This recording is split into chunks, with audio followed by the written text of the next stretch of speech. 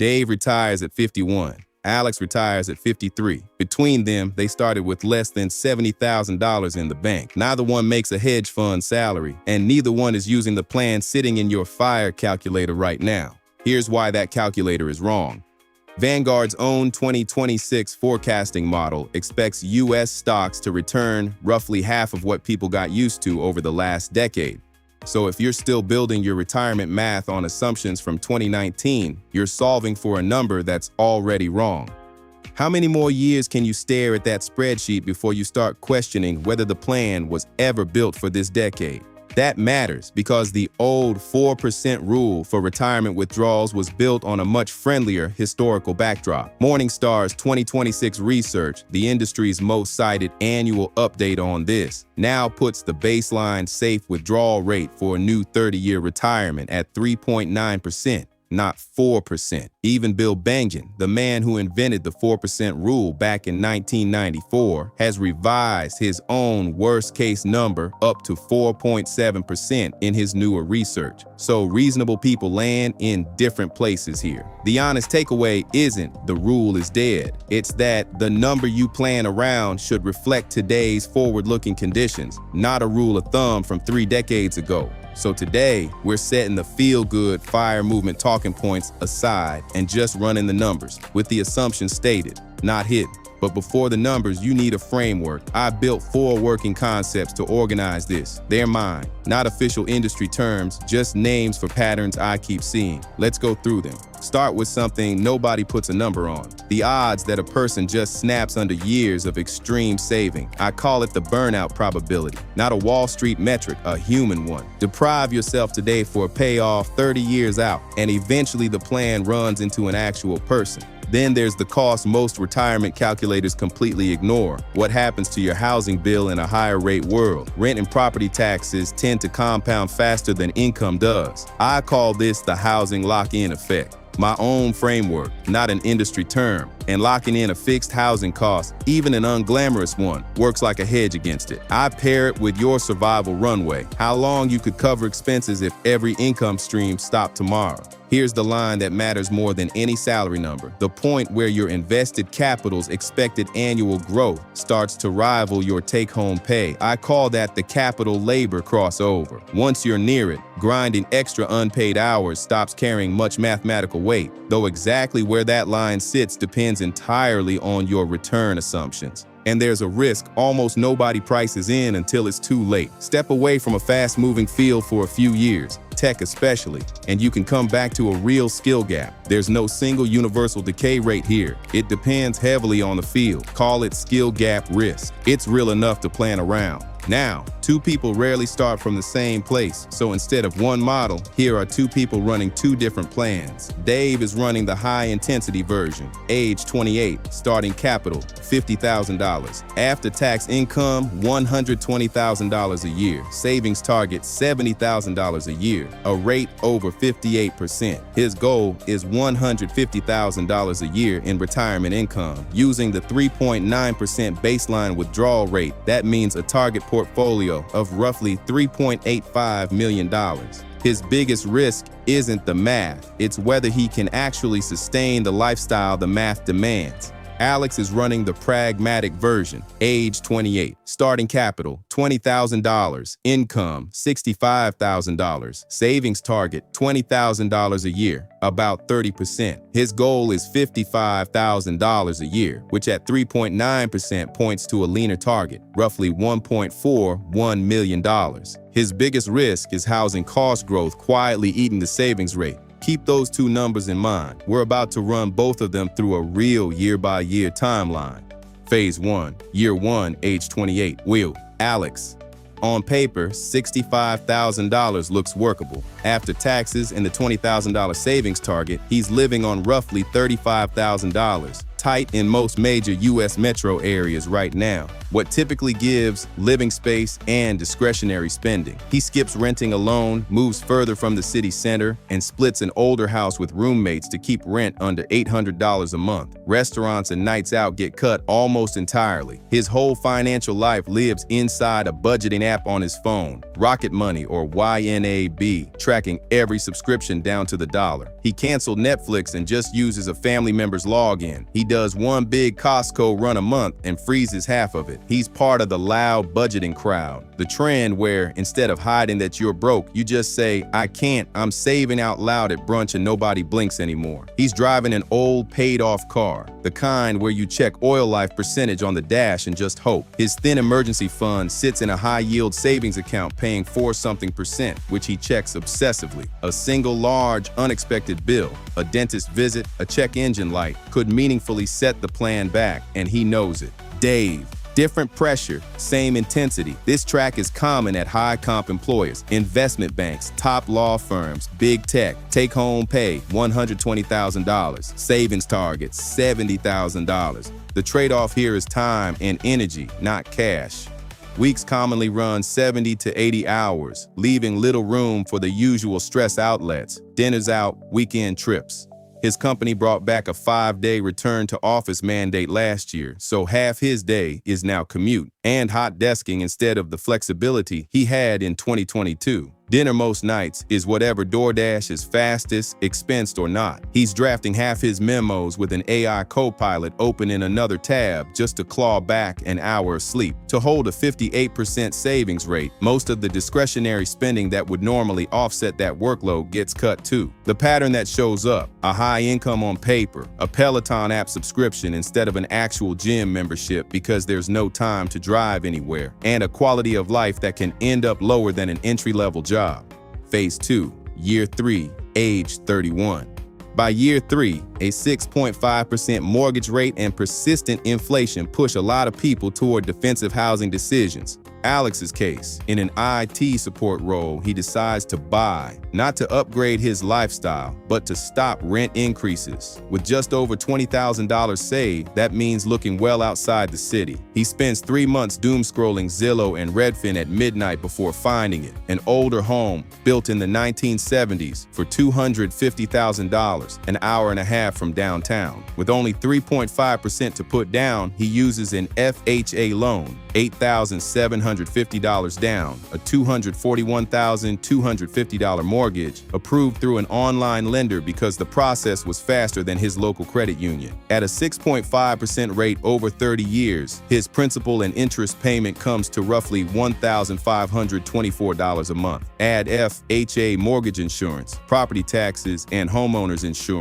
and his total monthly housing cost lands close to $2,000, a real, calculable number, not a guess. He furnishes it almost entirely off Facebook Marketplace, and the first repair, a water heater, gets diagnosed by watching a YouTube tutorial before he calls anyone. The trade, a longer commute and ongoing maintenance, in exchange for a payment that won't move for 30 years while rent around him keeps climbing.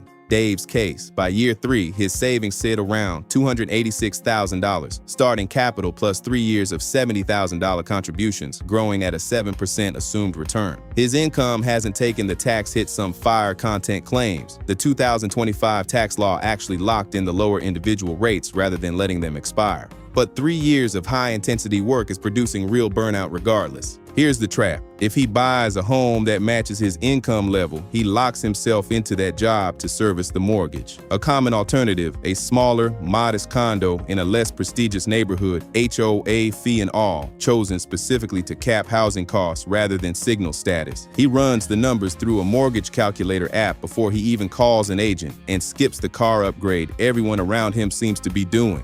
An e-bike covers most of his errands, and the car stays a lease he doesn't renew. It's also common at this stage to delay bigger life commitments, a pet, a partner, kids, because those are the least predictable line items in the plan. Worth naming honestly, that's a real trade-off, and not one without a cost to daily life. Phase 3, Year 7, age 35. By 35, a lot of the early assumptions get tested. On Alex's track, a common trigger is a small annual raise that doesn't even cover a rising property tax bill. Some people respond by deliberately reducing discretionary effort at work, often called quiet quitting, a documented workplace pattern, not something I'm recommending. In practice, that can look like keeping slack on a permanent green dot while running errands, letting an AI assistant draft a week's worth of routine reports in 20 minutes, and scheduling the emails to go out at normal business hours instead of sending them the second they're done. It shows up because people stop believing extra unpaid effort leads to proportional reward. On Dave's track, the shift tends to be more physical. Sleep debt, elevated stress, a wearable ring, or watch flashing a recovery score that never gets out of the red, sometimes a wake-up call doctor's visit or a first-ever therapy app subscription. A large share of people in this position eventually take a lower stress, lower paying role, trading income for sustainability while the money they've already saved keeps compounding quietly in the background. A smaller group stays in high-intensity independent work, consulting, contracting, picking up clients through platforms like Upwork or referrals, often restructuring as a business, commonly in S-Corp, partly to manage self-employment tax exposure. Their actual day-to-day runs through a stack of apps: Gusto for payroll, QuickBooks for the books, an AI tool to draft invoices and follow-up emails, and a mileage tracker running in the background of their phone. What's worth noting is the trade-off people report afterward. The administrative overhead, quarterly estimated taxes, reconciling QuickBooks at 11 p.m., juggling multiple clients on different payment schedules, can end up costing as much time and stress as it saves in tax dollars. A common realization: you haven't escaped a boss. You've traded one for several clients, plus a much less forgiving one, the IRS filing calendar. That maze of quarterly filings and CPA calls is where the story stops being about willpower and turns into pure arithmetic. So here's the actual math, not the conclusion, the arithmetic itself. Phase 4, Year 15, age 43. Assuming a 7% nominal average annual return, a common long horizon planning assumption once you blend stocks and bonds over several decades, and consistent annual contributions, most of it sitting in low-cost total market index funds like VTI or VOO, rather than anything actively picked. Dave's portfolio reaches roughly $1.9 million by year 15. At 7%, that portfolio is now generating about $133,000 a year on its own, which just edges past his $120,000 income. That's the capital labor crossover. Extra unpaid hours at this point add less to his net worth than his existing capital does automatically. Alex's portfolio reaches roughly $558,000 by year 15. Smaller in absolute terms, his expected annual growth, around $39,000, is still well under his $65,000 income, so he hasn't crossed yet. But his $2,000 a month mortgage from year 3 hasn't moved, while inflation has quietly shrunk its real burden, which lets his effective savings rate expand over time. His own crossover point lands closer to year 20. At this stage, both generally shift strategy, less emphasis on aggressive saving, more emphasis on tax-efficient structures, backdoor Roth contributions where eligible, HSA balances left invested instead of spent, and protecting the compounding base. Most of this runs on autopilot through whatever brokerage or robo-advisor they started with years earlier. Neither one is actively trading anything by this point. Phase 5, the finish line. Here's the part most FIRE content gets wrong by forcing everyone onto the same 30-year clock. Run the actual numbers, and the two tracks don't finish at the same time. Dave crosses his $3.85 million target around year 23, roughly age 51. The higher savings rate compounds fast enough to get there well before standard retirement age. Alex crosses his $1.41 million target around year 25, roughly age 53. Later than Dave, but still years ahead of a conventional retirement timeline, largely because that locked-in mortgage kept his real housing costs shrinking for 2 decades. For Dave, pulling $150,000 a year before Medicare eligibility at 65 requires careful sequencing over a long stretch. For Alex, $1.41 million looks modest next to that, but his mortgage will be paid off well before he needs the money, and his living costs are lower to begin with. Here's the risk that shows up right at the finish line for both of them. Sequence of returns, risk. A large downturn, something in the range of 2008's roughly 30% drop, hitting right as withdrawals begin, can permanently damage a portfolio's trajectory, even if long-run average returns eventually look fine on paper. Selling shares to cover living costs during a crash locks in losses that a portfolio still accumulating money never has to realize. There's also a real version of skill gap risk here. Re-entering a fast-moving, high-income field after years away is genuinely harder for a lot of people,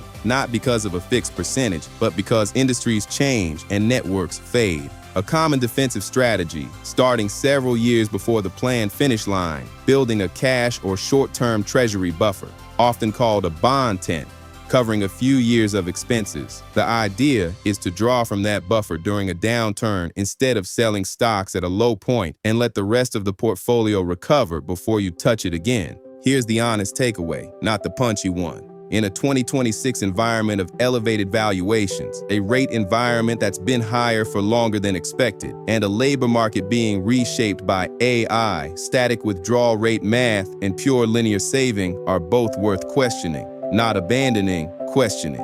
If you're closer to Dave's situation, the highest intensity version of this plan may not be the most efficient one. Once you're near the crossover point, accepting a lower stress role is a legitimate way to manage burnout risk without abandoning the plan. If you're closer to Alex's, the early retirement fantasy may not be the realistic goal. Defense might be locking in fixed housing costs and treating your day job as a stable income floor rather than a ladder to climb is its own valid strategy, and the math backs it up. My honest view is this: the risk isn't that FIRE fails as math, it's that people optimize the spreadsheet and lose track of the person running it. If this way of breaking down FIRE, with the assumption shown, not hidden, was useful, subscribe, and tell me in the comments which track is closer to where you actually are.